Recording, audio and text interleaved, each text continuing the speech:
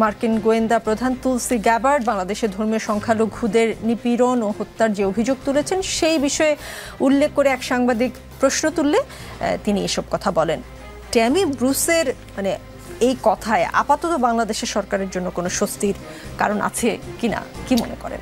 আপনাকে অসংখ্য ধন্যবাদ। কিছুটা স্বস্তি তো বটেই সরকারের জন্য, এবং তুলসি গ্যাবার্ড যখন এই কথাটি বলেছেন বাংলাদেশ সম্পর্কে, ঠিক তখনই ভারতে হিন্দু মুসলমান দাঙ্গায় সম্ভবত 34 জনের মতন হতাহত হয়েছে, এবং ভারতে কিছুদিন পরপরই কিন্তু এই ধরনের ঘটনা ঘটে। তবে আমরা খুবই আশ্চর্য হয়ে লক্ষ্য করি এইসব ব্যাপারে মার্কিন যুক্তরাষ্ট্রের খুব বেশি উদ্বেগ বা খুব বেশি কথা আমরা কখনো তেমন শুনি না।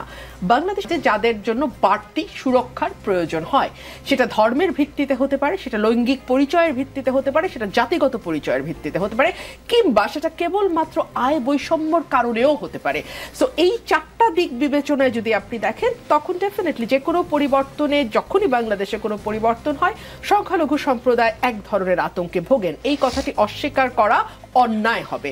এবং এইবার যখন পরিবর্তন হলো, তখন আমরা দেখলাম যে সংখ্যালঘু সম্প্রদায়ের বাড়িঘর, তাদের মন্দির, তাদের উপাসনালয়, সকল কিছুতে পাহারা বসাতে হলো। প্রশ্ন হচ্ছে, পাহারা বসানোর প্রয়োজনটা হয় কেন? প্রয়োজন হয় তার কারণ এইরকম ঘটনা অতীতে হয়েছে, এরকম নানান রকম ভয় ভীতি নিপীড়নের মধ্যে দিয়ে তাদের যেতে হয়েছে, যে কারণেই তাদের জন্য একটি বাড়তি সুরক্ষা এবং একটি বাড়তি সিকিউরিটির প্রয়োজন হয়। আমি নিজে যেহেতু একজন নারী, আমি নারীদের যে সমস্যা, গত 7 মাস ধরে একজন নারী হিসেবে আমি বিভিন্ন সময় আমার কাছে মনে হয়েছে জায়গাটি আমাদের জন্য খুব বেশি নিরাপদ নয়, এবং যে কথাটি আপনার সাথে বলবার কারণেই আমাকে নানান রকম সমালোচনার মধ্যে পড়তে হয়েছে। পরে অবশ্য জনগণ আবার সরিও বলেছে, যখন একটার পর একটা ভয়াবহ ঘটনা ঘটতে শুরু করলো এবং যেগুলোর ভিডিও প্রকাশ হওয়া শুরু করলো, তখন আমি দেখলাম আমাদের জেনজির ভাইরা আবার ক্ষমা প্রকাশ করে আমার সেই ভিডিও শেয়ারও করছেন। এনিহাউ, একজন নারী হিসেবে আমি এটুকুই বলি, দেখুন, আমরা দেখেছি নারী ফুটবলারদের খেলা বন্ধের জন্য বেশ কয়েকটি জেলায় এক ধরনের তৌহিদি জনতা নামের লোকজন জড়ো হয়েছে। আমরা দেখেছি নারীর পোশাক কি হবে, সে তার পোশাকটি আসলে ঠিক কোনভাবে নিজস্ব ব্যক্তিগত ব্যাপার, আপনি তার দিকে না তাকালেই হয়, আপনি তো আসলে তার সুরক্ষা দেবার জন্য দায়িত্বপ্রাপ্ত ব্যক্তি নন।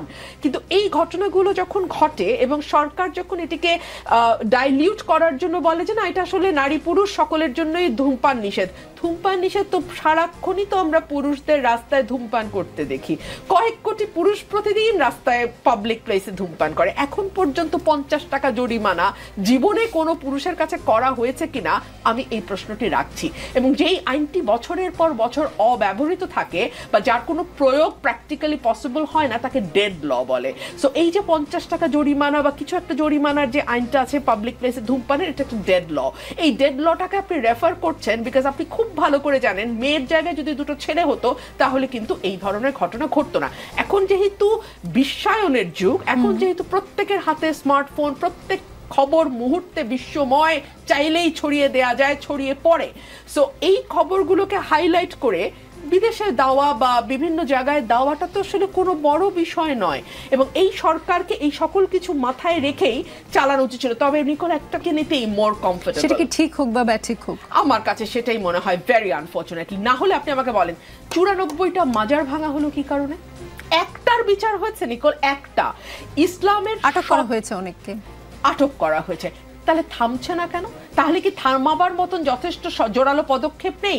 আলোচনাগুলো আমরা করছি তখনই যখন বাংলাদেশে ডেভিল হান্ট অপারেশন চলছে, যখন বাংলাদেশে অক্সিলারি ফোর্স হিসেবে আর্মি ডিপ্লয়েড আছে, এবং যখন রাত 3টার সময় আমাদের স্বরাষ্ট্র উপদেষ্টা তার মানে পেশাদারিত্ব এবং তিনি যে আসলে শেখ হাসিনার মতন ঘুমান না সেটা দেখানোর জন্য রাত 3টায় তিনি সংবাদ সম্মেলন করছেন। সো এই সকল কিছু দেখে মনে হয় যে তারা আপ্রাণ চেষ্টা করছেন ঠিকই, কিন্তু জনমনে স্বস্তি দিতে পারছেন। আমি আপনাকে একটা বিবিসির উদাহরণ দিতে চাই। বিবিসি বাংলাকে দেয়া সাক্ষাৎকারে প্রধান উপদেষ্টা যখন বলছিলেন যে না, আমি তো আইন শৃঙ্খলা পরিস্থিতির কোনো অবনতি দেখি না, তখন আমি খুব অবাক হয়েছিলাম, বিকজ তিনি যদি আগামীতে এমপি নির্বাচন করতেন বা তিনি যদি আগামীতে প্রধানমন্ত্রীর নির্বাচনের জন্য দাঁড়াতেন, করতেন আমি অবাক হতাম না, কারণ তাকে মাঠটা ঠিক রাখতে তাকে অনেক জনতুষ্টিমূলক কিংবা নিজের দোষ আড়াল করে অনেক কিছু বলতে হয়। কিন্তু তিনি তো আসলে তেমন সরকার নন।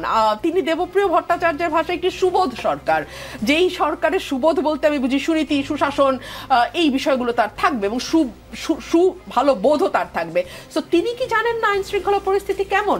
স্ট্যাটিস্টিক্স এর কথা তিনি তুলেছেন, বলেছেন শুধু চিন্তায় 50% বাড়লেই আইন শৃঙ্খলা পরিস্থিতি খারাপ বলে আমি ধরবো না। আমি ওনাকে বিনীতভাবে বলি, উনি অনেক প্রাজ্ঞ, বিজ্ঞ, সম্মানিত মানুষ। উনি কি জানেন না যে এই সকল ক্ষেত্রে পারসেপশন ইজ ভেরি ইম্পর্টেন্ট।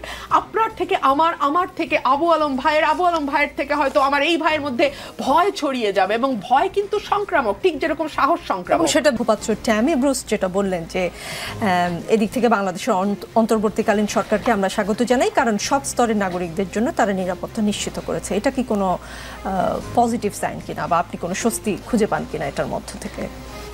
প্রথমত হলো যে আমি স্বস্তি খুঁজে পাই আমার দেশের পরিস্থিতি দেখে, আমার দেশে বাস্তবতাটা কি, সেটা হলো আমার জন্য পজিটিভ সাইন। যে আমার দেশে কী হচ্ছে, কি করছি আমরা, আইনের প্রয়োগ হচ্ছে কিনা, আমরা মবক্রেসিতে আছি কিনা, জনতুষ্টিবাদ কিনা আমি জানি না, বাট মবক্রেসিতে আছি। জনতুষ্টিবাদ পলিটিক্যাল শব্দ, করতেই পারেন ওনারা ব্যবহার, বাট আমি তো জনতুষ্টিবাদ দেখি না।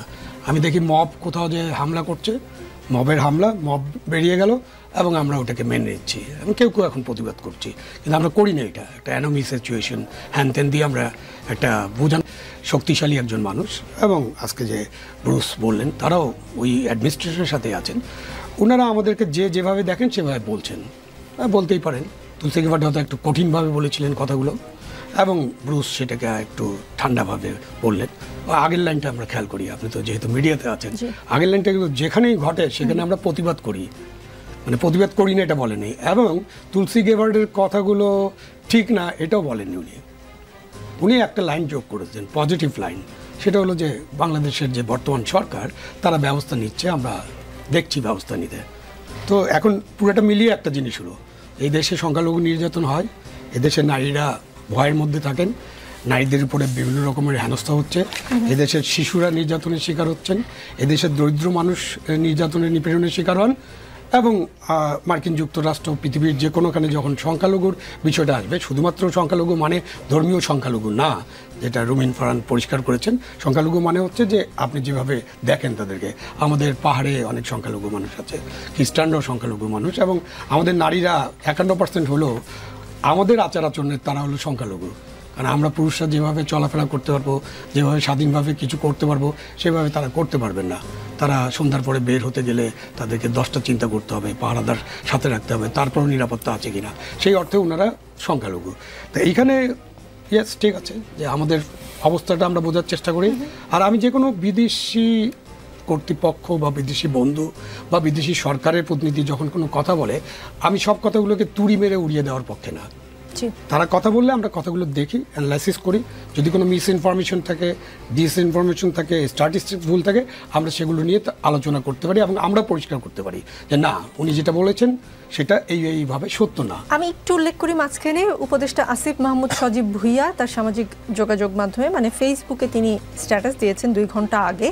সম্প্রতি ভারতীয় মিডিয়ায় দেয়া এক সাক্ষাৎকারে মার্কিন গোয়েন্দা সংস্থা প্রধান তুলসী গ্যাবার্ড বাংলাদেশের মাইনরিটিদের নিরাপত্তার ব্যাপারে মিথ্যাচার করে একটি বক্তব্য দেন। পরে বাংলাদেশের অন্তর্বর্তীকালীন সরকার সেই বক্তব্যের তীব্র নিন্দা এবং প্রতিবাদ জানায়। তারই প্রেক্ষিতে আজ মার্কিন পররাষ্ট্র দপ্তরের মুখপাত্র এক সংবাদ সম্মেলনে বাংলাদেশের মাইনরিটিদের অধিকার রক্ষায় অন্তর্বর্তীকালীন সরকারের পদক্ষেপকে স্বাগত জানায়। আপনার কি মনে হয়, এই যে সরকার প্রতিবাদ জানিয়েছে, কঠিন বার্তা দিয়েছে, বাংলাদেশ সরকারের পক্ষ থেকে কি এই প্রতিবাদই যথেষ্ট? মানে এই প্রতিবাদের কারণেই মনে হচ্ছে যে আজকে মার্কিন পররাষ্ট্র মন্ত্রণালয়ের মুখপাত্র এমন একটি কথা বলেছেন, প্রতিবাদ করেই বসে থাকবে নাকি বাংলাদেশের আরো কিছু করবার আছে? এটা মনে করার কোনো কারণই নেই, 1 নম্বর।